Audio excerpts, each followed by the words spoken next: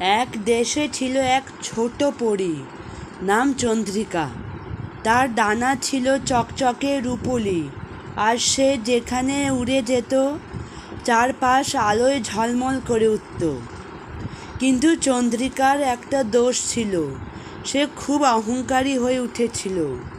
সে ভাবত, আমি ডানা ছাড়া কিছুই না, আর এই ডানাই আমাকে সবার থেকে আলাদা করে।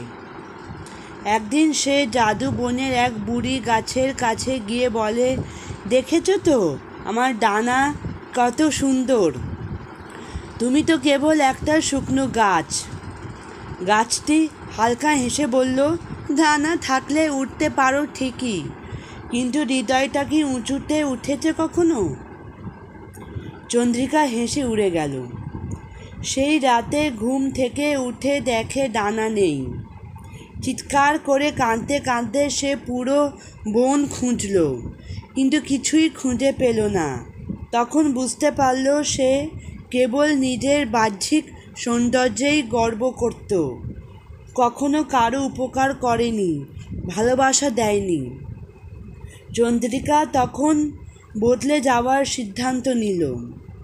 সে ছোট পাখিদের খাবার এনে দিতে লাগলো, ফুল গাছদের জল দিতে লাগলো, আহত প্রাণীদের সেবা করলো।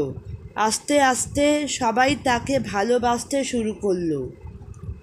একদিন সেই বুড়ি গাছটি আবার কথা বলল, তুমি এখন সত্যিকারের পরী হয়ে উঠেছ, এবার চোখ বন্ধ করো। চন্দ্রিকা চোখ বন্ধ করতেই আবার তার রূপোলি ডানা ফিরে পেল, কিন্তু এবার সে আর গর্ব করল না।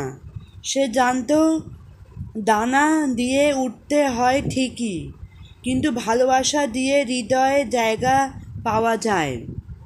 গল্প থেকে শিক্ষা: বাহ্যিক সৌন্দর্য নয়, প্রকৃত সৌন্দর্য লুকিয়ে থাকে আমাদের আচরণে, ভালোবাসা ও বিনয়ী মনোভাবের মধ্যে।